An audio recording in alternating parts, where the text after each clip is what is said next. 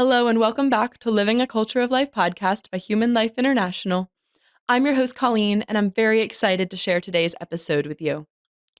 On today's show, Dr. Ray Guarendi joins us to discuss adoption. Adoption has been a topic that many people have asked us to cover on the show, and I'm so excited to finally share today's conversation with you. Dr. Ray Guarendi is a clinical psychologist, author of more than a dozen books on parenting and family life, television host for EWTN, and adopted father of 10 children.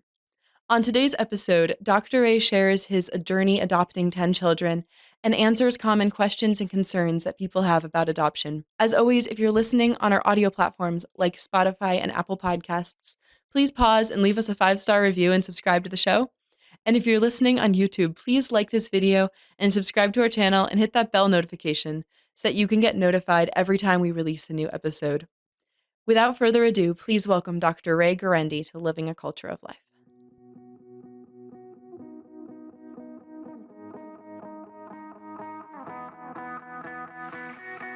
Welcome to the podcast, Dr. Ray. Hi, Colleen. It's wonderful to have you on today, and we're going to be talking about your new book on adoption and all of your experience welcoming 10 children through adoption. Is that the correct number? Yes, ma'am. Yes. So to start, could you just begin by telling our audience a little bit about what led you to adoption and what your experience was? I came home from Cleveland Clinic, and the urologist said there, if you have children, go on talk shows because it'll be a miracle. You will not have children. Now, the name of my condition was Sertoli-only cell syndrome. It sounds Italian. My grandmother was ecstatic that it was Italian. It's a congenital condition, so I got it from my mom at birth. I threatened to sue her, but the attorney told me that the statute of limitations probably ran out, so I gave her a warning, this better not happen again. So we figured, well, maybe we'll luck out here, Colleen. Maybe we'll be able to adopt one child, maybe two, and that'll be it. We'd always wanted a big family, but it was looking like it wasn't going to happen. Well, I think God has, he's a bit smarter than we are, and he had a higher number in mind for us, and we went all the way up to 10. And we discovered early on that if you're willing to adopt across race, it's easier. At least in those days it was. I asked an adoption worker, I said, if I want to adopt a black infant boy, how long would I wait? And she said, what are you doing tomorrow? So that kind of gives you the time frame back then. Now, I don't think it's quite that way now because so few babies are available for adoption as opposed to 50 years ago. But it's still somewhat that way. Interesting. And then did you just kept adopting one and then a door would open to be able to adopt another and you would adopt another? It's kind of like eating potato chips. You always think you can eat one more till you throw up, you know? Yeah. When we adopted our first two, we had a little boy, little girl. And we thought, well, kind of the American family, one boy, one girl, what everybody's shooting for.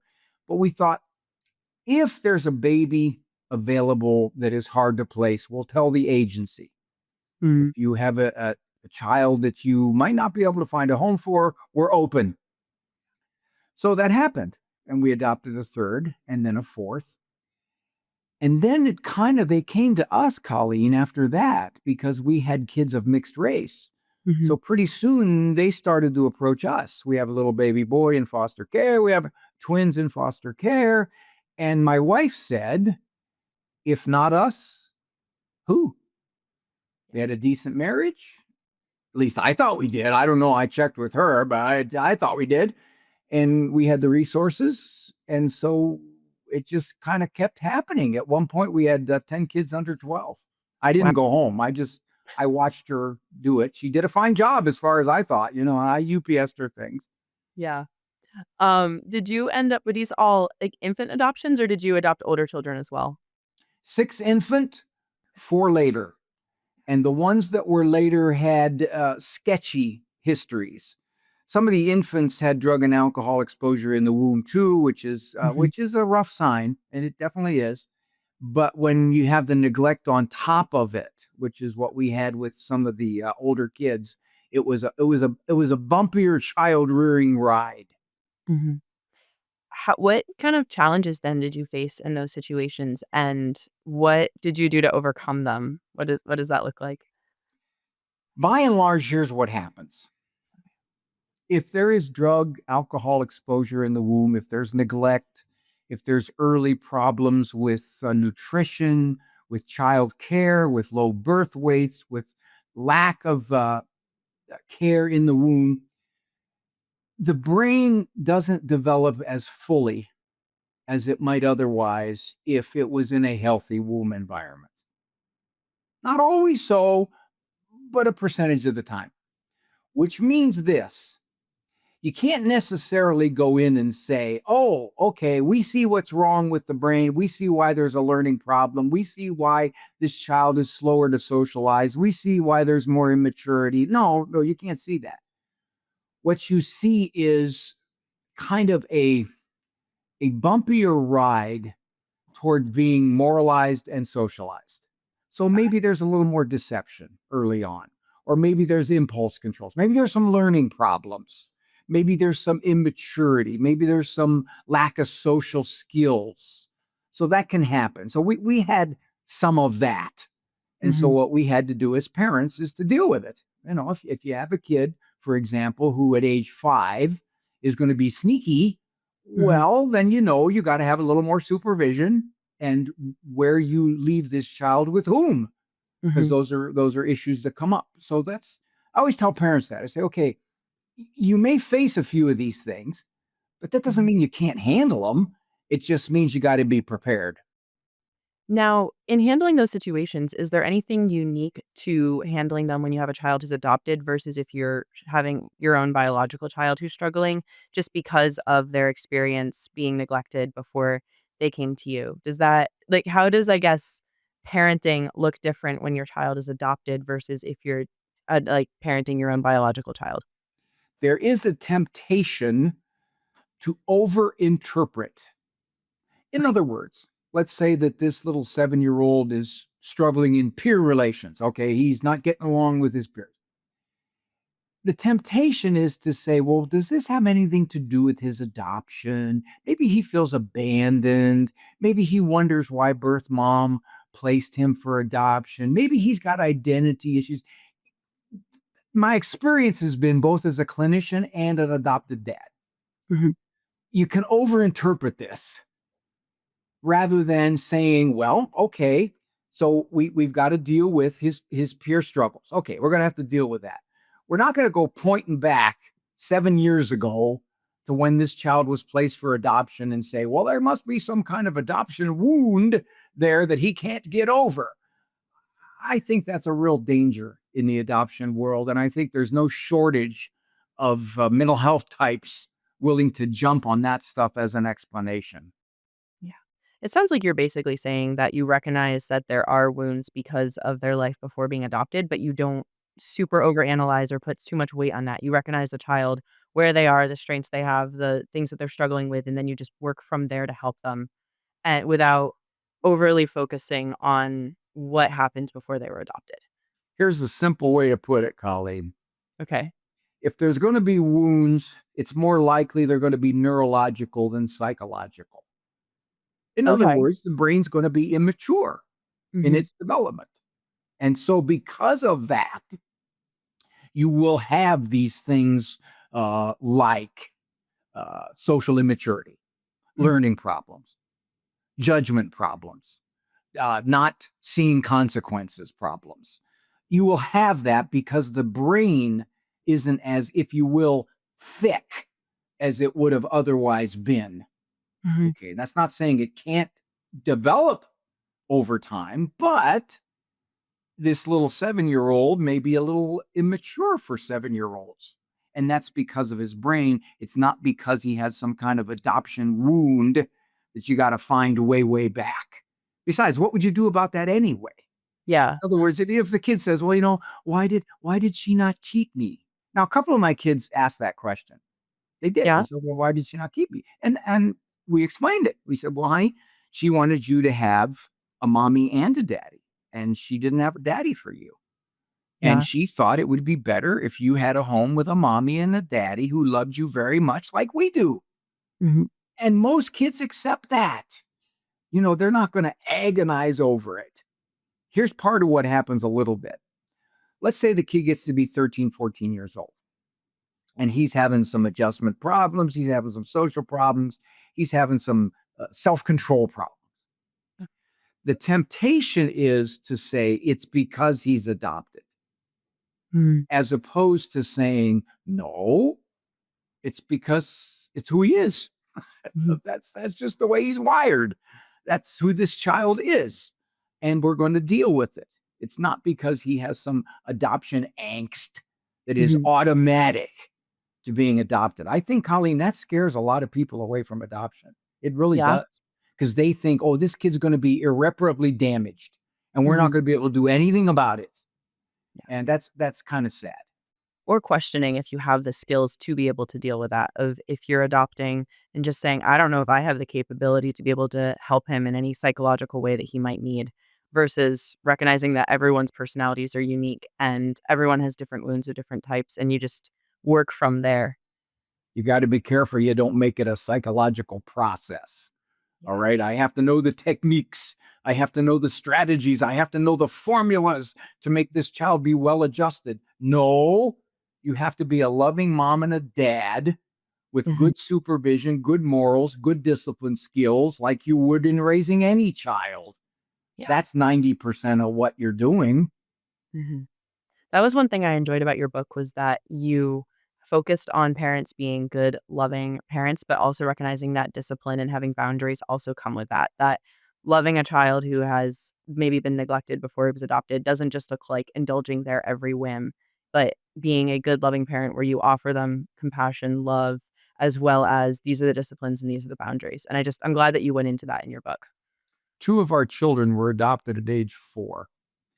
They were in a foster care setting for about 2.5 years, where the foster parents viewed them as special Mhm. because their birth mom lost custody. They were taken from birth mom. So they didn't discipline them, and they were very loose in their structure. And because of that, when we adopted the kids, they were behavior problems. They were bratty. They were just obnoxious in their conduct. And we had to deal with that. We had to love them with everything we could, but we Mhm. also had to discipline them because they really weren't used to having any kind of structure. And it was because the foster parents said, well, life's ripped these kids off, so we can't ask them to go to bed on time too, kind of Mhm. thing. Yeah. That was an experience we had, and that's a danger. I see that a Mhm. lot. I've seen a lot of parents. For example, here's the typical trajectory, Colleen. Mhm. Let's say that somebody has 2 or 3 bio kids first, Okay. and they say, we'd like to adopt. Okay. So they adopt. Now, either they adopt a child who's been in foster care for 5 years and this kid's 6 years old, or they adopt a kid from overseas who's now 8 years old, or they adopt a child who's had some early alcohol exposure, drug exposure. So this kid might be a bit of a different child rearing experience. Mhm. Okay. A little bit. They feel he's been ripped off by life. Because of that, they alter their parenting. Mm. They don't have the limits and the rules that they should have for this child because they're afraid, well, maybe we're missing something here psychologically speaking. There's something we need to drill down and find out exactly what's percolating in his little psyche. And as a result, they have kind of a hands-off sort of parenting style, which makes it worse. It makes it a lot worse. And then the trick there is they now are convinced, you see, in fact, he does have adoption problems. And I'll say, no, it's not so much the adoption problems, it's the fact that you've changed your parenting. It also seems like in that situation, you risk causing resentment with your own biological children as well if you're parenting them more strictly than the child who's adopted. We had that situation, Colleen, when we adopted the twins, they were 4, Mhm. and they took more than their share of discipline. The other kids at that point, we had 6, 5, 4, 4, 3, 1 of the kids. And the twins got a lot more discipline. They were in the corner a lot more often because their behavior just had to be brought in line. And Yeah. I said to my wife, I said, honey, you think we ought to kind of like loosen up our standards here Hmm. because the twins are getting obviously more disciplined? And my wife said, Raymond, you big dummy. Okay, no, she didn't say that, but I am married and I read the look on her face. That was the look on her face. That's what she would have said if she would have said it. And she said to me, "No, let's give them a lot more hugs and kisses to Mm. counterbalance the fact that they're spending more time in the corner than the other kids." And she was right. I mean, yeah, we're not going to lower our standards, but we're going to make sure you know how much we love you and that we're going to be a lot more affectionate to emphasize that. What was it like integrating new children into your family and through the process of adopting? How did your children that you'd previously adopted respond to having 4-year-olds come into the family? The babies were easy. Everybody loves a baby. All Hmm. right. And especially my daughters. Okay. They just wanted to take over raising this kid. When we adopted our son, our daughter Hannah was probably 9 at the time. And in her mind, she was fully equipped to be a mother, far superior to anything we could do. Okay. But when we adopted the 4-year-olds, yes, there, what happened was our 3-year-old started to bite. And she would say things like, "You're going back. We're not keeping you." Well, Mm. she got in big trouble for doing that. That's for sure. You're not going to say something like that. But Yeah. what we found was, yeah, we had to start to discipline Sarah, the 3-year-old, because she didn't like these 4-year-olds floating in here. Who are these people? Hmm. This is my domain. Get them out of here. Well, over time, they became her best friend. But it took a little while for that to smooth out. Yeah. It seems like And with any child. you don't panic. You don't go, oh no, we ruined our family. Oh no, we ruined our kid. No, she's just adjusting to the fact that just 2 4-year-olds here came out of nowhere. Well, and it seems like even if you're welcoming children, like, naturally within your family, your toddler is always gonna be feel a little bit misplaced by the little baby that comes along. Like, that's not an unnatural thing for children to go through in general whenever they have a new sibling. So, it just looks a little bit different when the child is older when they're coming into your home.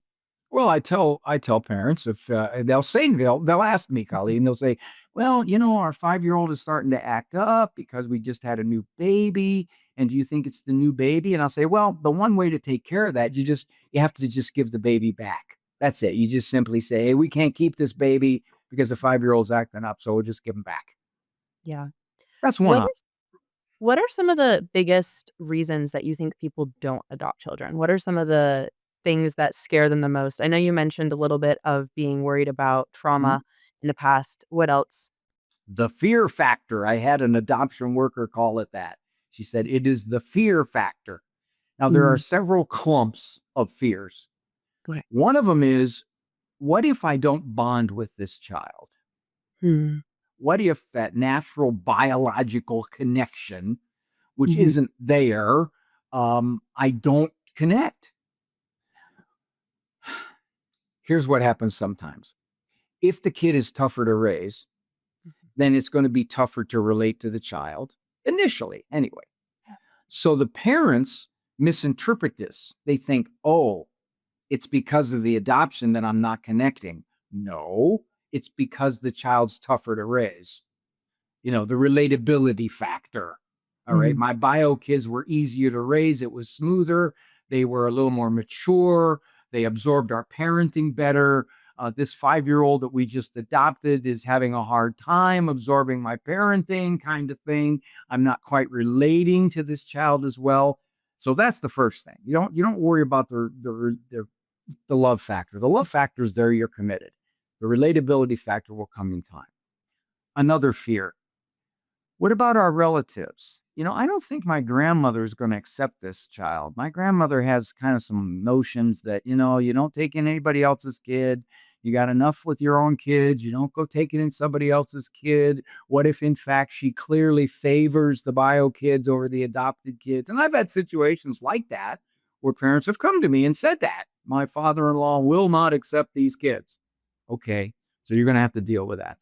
You're going to have to deal with it from two perspectives. One, from the kid's perspective and explain to him what's going on. And two, from father-in-law's perspective, which may mean that you may have to somehow find a way to keep father-in-law from being so obvious about this. For example, at Christmas time, if he gives 5 gifts to the bio kids and one gift to the adopted kid, well, you're gonna have to do something about that. You're gonna have to talk to him, or you're gonna have to say, "Hey, Dad, we're giving 3 of those gifts to our adoptive son." Mhm. Okay, so you'll have to do that. Another fear factor is, and this, Colleen, this is one of the big, big misconceptions in adoption: attachment disorder. Hmm. This child has reactive attachment disorder. He doesn't attach. He's not emotionally connecting with our family. Okay, let me try to summarize this as best I can. It's not the attachment. The attachment is a byproduct of other factors. If this kid is immature for his age, or he's had drug or alcohol exposure, or there's some neurological subtleties, Mhm. then attachment is going to be one of those byproducts. It's not going to be the main cause. It's not going to be, well, if he would attach, everything would be taken care of. Mhm. No, there'll still be learning problems. No, there may still be some deceptiveness. No, there may be still some pure immaturity. The attachment is not a cause. And everybody looks at that.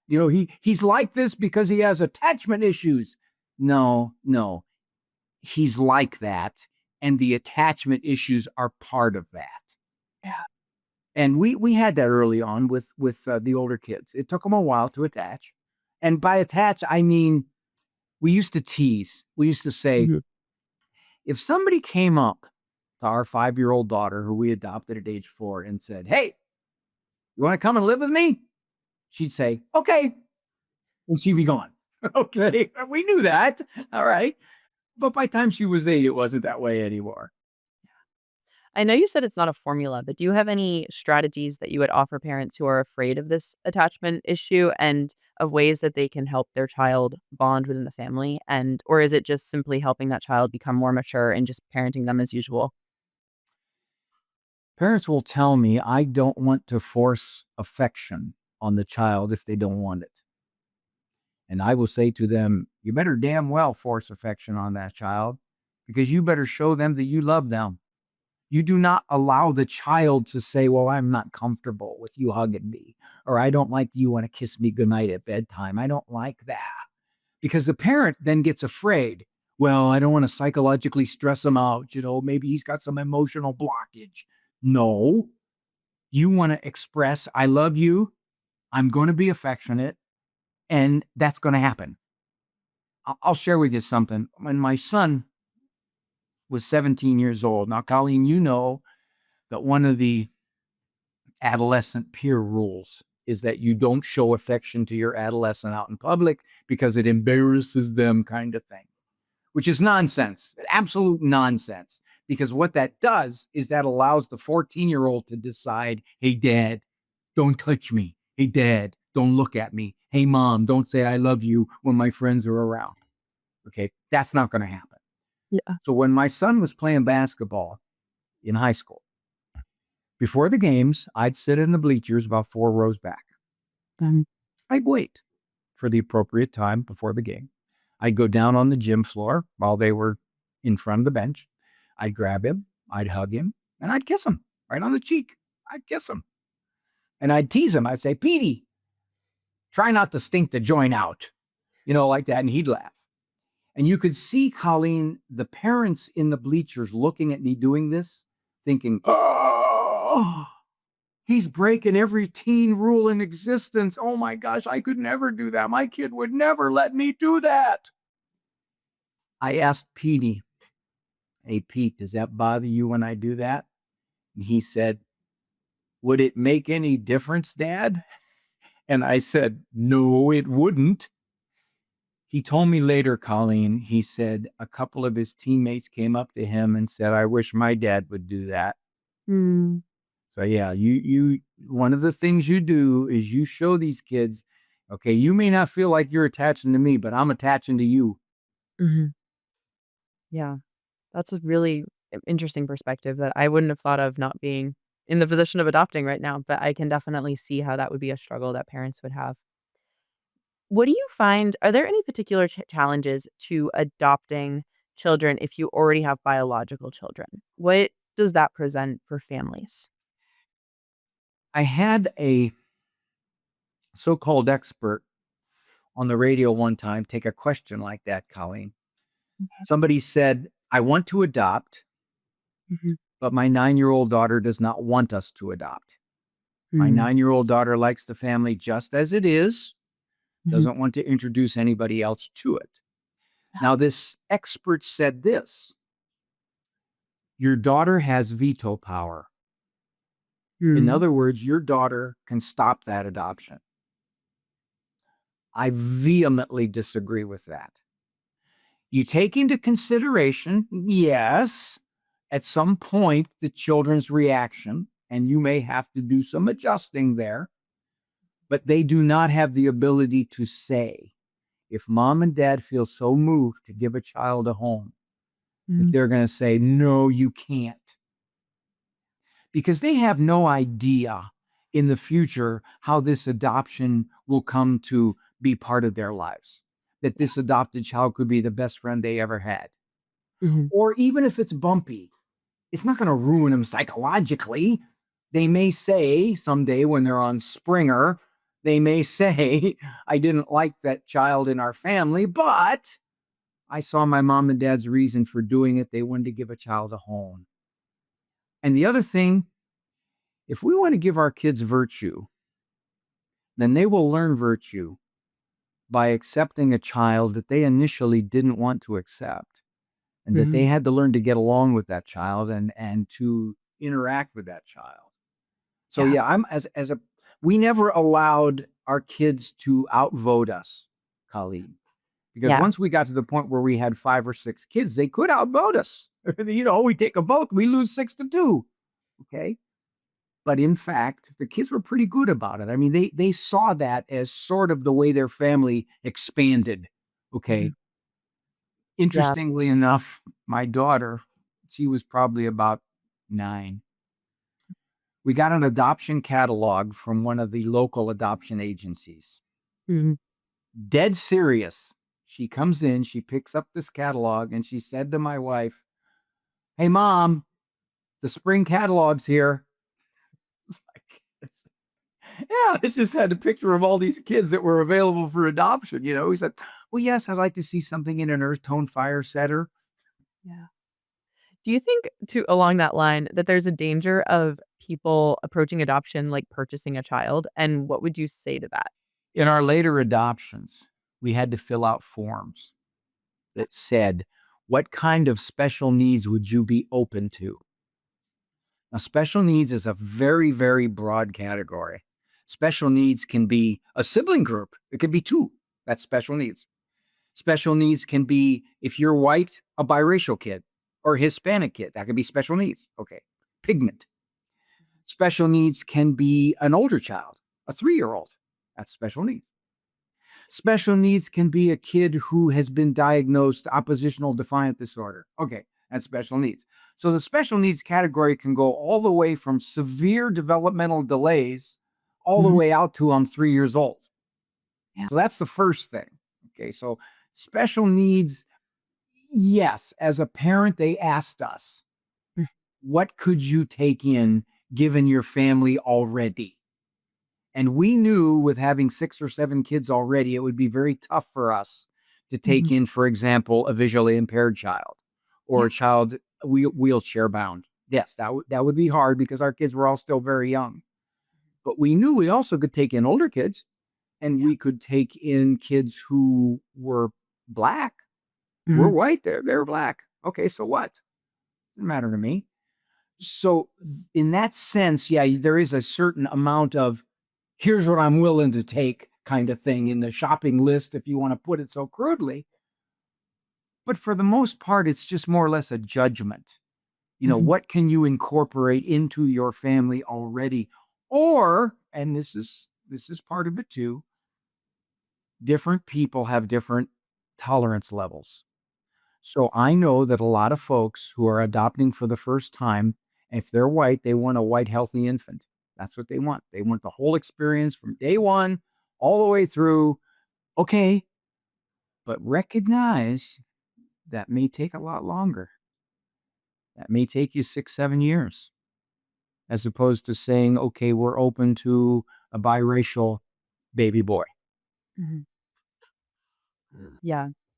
What are there any challenges whatsoever with adopting a child who is of a different race than you, or is that just something that people kind of make up in their heads that they think it's going to be a bigger issue than it actually is in reality? Initially, now this was 30 some years ago when we were adopting, it was a big deal. And it was a big deal a lot because the Black social workers didn't like whites adopting Blacks. They just didn't. That was the reality. And Mhm. I thought that was sad and I thought it was pathetic. And I remember even getting into debates with Black social workers because they would say things like, well, how will you keep their culture alive? And Mhm. I asked them, well, what is their culture? I Yeah. mean, at this point, we don't know who birth dad was, and sadly, birth mom was on the streets. So, Mhm. what culture did you want me to keep alive? And then I said something that really bothered one social worker. I said, "My culture is his culture now." Oh, that bothered her terribly. I said, "But I'm welcoming her into a home that loves her. This, what are you talking about here? We're talking pigment, okay? That's what we're talking. Pigment and maybe hair texture. That's what we're talking here." But she just had a really rough time with that because she was operating on stereotypes. So that said, nowadays the race issue is nowhere near what it was. I mean, you see it on advertisements, you see it on TV, black, white, black, biracial, black. It's just very much mixed race now. So it's inch by inch becoming less and less of an issue. My daughter just gave birth to her first baby, and she's married to a black guy. Okay, so our grandchild is biracial. Okay, so what? All right. My black son said this to me once, Colleen. He said, Dad, would you love me more if I was white? And after I punched him in the head for asking that stupid question, I said, Petey, what are you talking about? I said, Pete, I look more like you than I do your sister. So I don't look at all like your sister. You and I look a lot more alike than your sister. So what are we talking here, son? And I said, son, I couldn't love you more than I do. I can't imagine that would have anything to do with any of this. And I said, Petey, if anybody ever tells you that, and interestingly enough, Colleen, he's 29 years old now. He's had a number of his black friends say this to him, that do you think that your parents love you less because you're not their race? And he goes nuts. He says, that's ridiculous. He goes, my mom and dad love me like nobody loves me. And that's just absolutely cliche stereotype thinking that he wants no part of. And he's a self-confident 29-year-old, and that's part of it. Now, if I had an insecure kid, yeah, it might play on his head a little bit. Yeah. What advice would you have for anyone listening who is considering adoption? How can they know if they're called to adoption in a sense? It depends if you're a Christian or not. So Christians will say, I don't know if I'm called. I don't know if God wants me to adopt. And I will say, well, one factor in this is that he wrote it down. He said, whoever welcomes a little child in my name welcomes me. Or in James, the epistle of James, he said, this is faith that is pure and undefiled before the Lord, that we take care of the widows and the orphans in their distress. So if you're debating and you're a Christian, he wrote it down. All right. So there's the first thing. The second thing, I find that most people shy away from adoption because of what we talked about a few minutes ago. They're nervous. They're scared. They got worries. They fill their adoption with what if, what if, what if, what if. What if this happens? What if that happens? What if he does this? What if he thinks that? What if our relatives do this? What if he doesn't relate to me? What if when he's 20 years old, he doesn't want to have anything to do with me? What if, what if, what if, what if? And that's what they do. And these what ifs, who they can't know are going to come to pass, they're just in their head, stops them. It stops them from Mhm. adopting. Yeah. So basically, be brave, have courage. Yeah, I tell them that. I said, you don't know what the future holds. And if you're going to give a child a loving home because you want to give a child a loving home because you want to be a parent again, well, Yeah. go for it.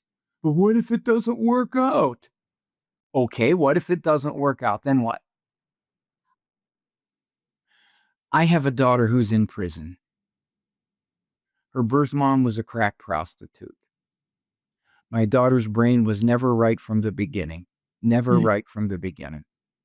And she struggled all through childhood, all through adolescence, all through young motherhood, and she committed an egregious offense.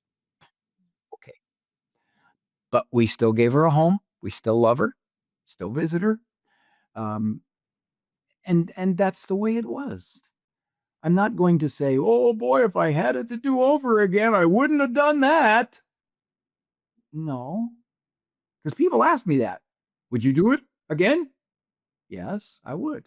Oh, that's just talk. It's easy to talk, Ray. I think I know. I think I would. I would feel like I'm betraying her if I were to say, well, because your life didn't exactly turn out the way I hoped it would, I would rather have you not be in my life.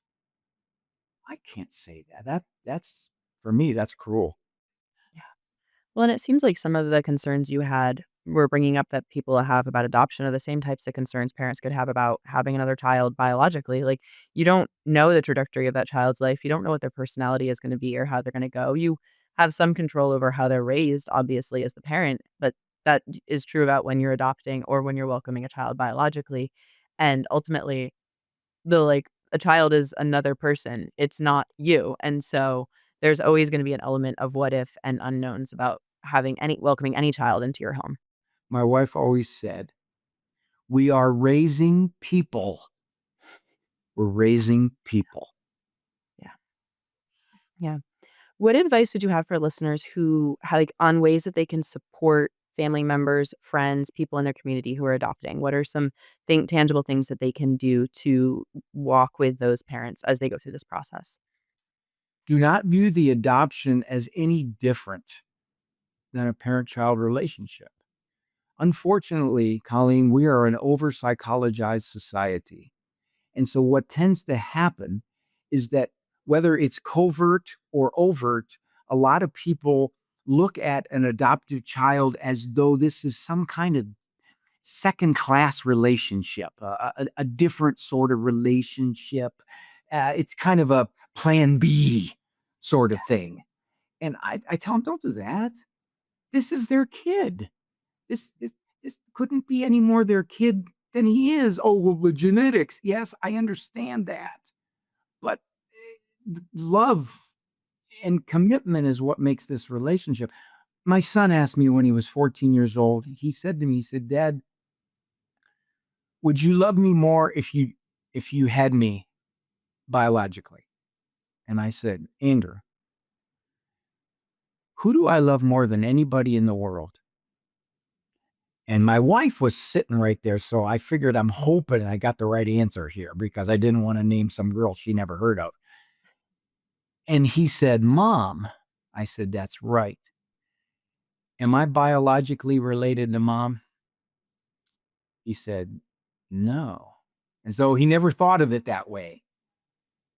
Now, he was fine because he went outside and threw the ball off the wall. Now, my daughter, if she would have asked that question, she would have said, well, I think a lot of it depends upon how you define love. I think there's certain aspects of love that we must all wrestle with in our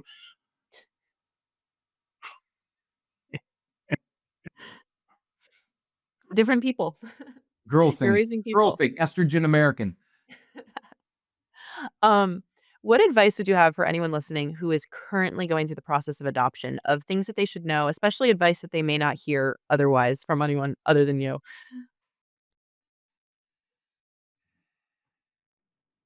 You don't let anybody tell you that in some way this isn't your child. Mm. You don't let anybody emphasize that because this child is a different race than you, that somehow, some way there's a secondary connection here. Don't let anybody do it. Don't let the experts do that. Don't let the experts throw at you all these psychological complications. You Mhm. know, I've been on shows where they talk about the adoption wound. I hate that. I hate that. Adoption wound. It's like because this kid was placed with a loving mom and dad, that somehow that's a psychological trauma. And I've even heard it say that it's an unconscious trauma. In other words, he's not even aware that he has this trauma, and it's only going to manifest itself when he's 23 years old and he does something incredibly stupid. And therefore, you have to look back at the adoption wound that he had. Don't let anybody do that to you. That Is can, there any go Oh, go ahead. ahead. I was gonna say from a, like, scientific perspective, is there any impact that adoption, like, not being raised, being taken away from your biological parents has developmentally, or is it only the fact that the brain is more immature? It's the brain. It's definitely the brain because you're not gonna have psychological complications when you're 2 months old. You're not even you're only worried when you're 2 months old is comfort and food. Okay, that's pretty much it. I mean, you're not going to have this kind of unconscious thing percolating down in your psyche. It's just sort of gurgling around down there, waiting to manifest itself as some sort of psychological trauma when you're 19 years old. I mean, that's a nice little theoretical stretch, but there's no research for this. Okay, the brain development and the temperament of the child, and any parent who has more than one kid is going to tell you they're temperamentally different. Some Yeah. kids absorb your parenting beautifully and make you feel like you're God's gift to parenthood, and other kids it just bounces off of them. No, that's a very good perspective to have.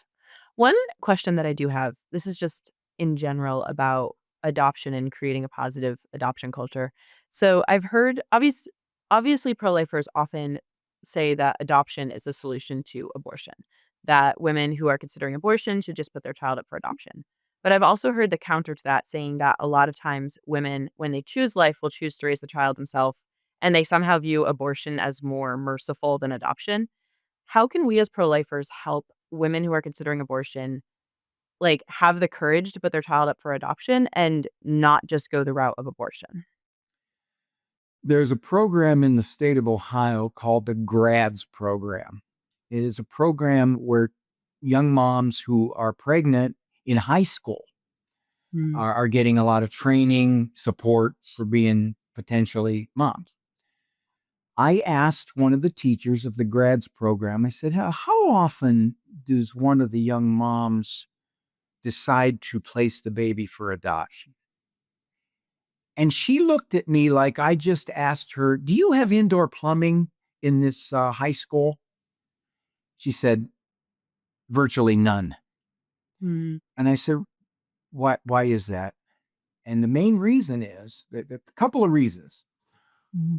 I could never live not knowing where my baby is. I could never live with the idea that my child could be being abused, that my child is unknown to me now, and I'm always wondering. So there's a component of, Yeah. I'm going to use the word selfishness, Mhm. which is I would rather abort this child so that I don't have the discomfort of Yeah. wondering. There's that component is there, and that's very, very sad. Mhm. Secondly, there is enormous peer pressure among the young moms. How could you do that to your baby? Mm, How could you give your baby away? They view that as an incredibly irresponsible thing to do, and abortion is more responsible than mhm. placing the baby. Now that mindset is deeply embedded Colleen. It is there. And I think the only way we pro-lifers can have a chance to overcome that is to somehow draw parallels to these young mothers and say, did you have a mom and a dad? Mm. What did you appreciate that? And many of them will say yes. Many of them had bad home lives. Okay, I got that part. So you can't use that particular parallel. But for the ones who did, you can say, how important was it for you to have a mom and a dad? Oh, it was everything. Wouldn't that be something for your baby? Now, here's the other thing. The open adoption has now become the main way to do it. Okay. When we adopted, private adoptions were much more common 30 years ago, 35 years ago. Now, open adoptions are generally at some level the preferred trajectory. Now, open adoption can be anywhere from birth mom is actively involved in the child's life to you're going to send me a picture at a birthday. Okay. We were nervous about open adoptions. We really were, and I think I think maybe it's time to open up this can of worms. The narrative has been that open adoptions are automatically wonderful things. Who wouldn't want to have more than one mom, more than one dad, more than two sets of grandparents? Who wouldn't want that? Isn't that wonderful? Now, that looks great on paper. Reality often is that it's complex. It's very complex. For example, some of my children's birth parents never got their life together. They placed the child, or the child was taken from them when they were 17 or 20 or 21 or 24.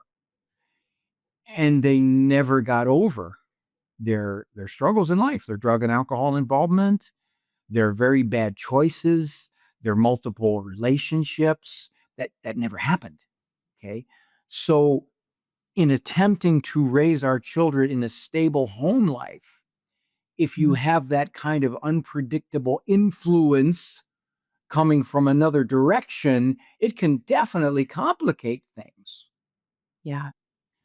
We had a birth mom say, I want to be involved back in my daughter's life. This was one of the few open adoptions we had. And she said, I want to be back in her life.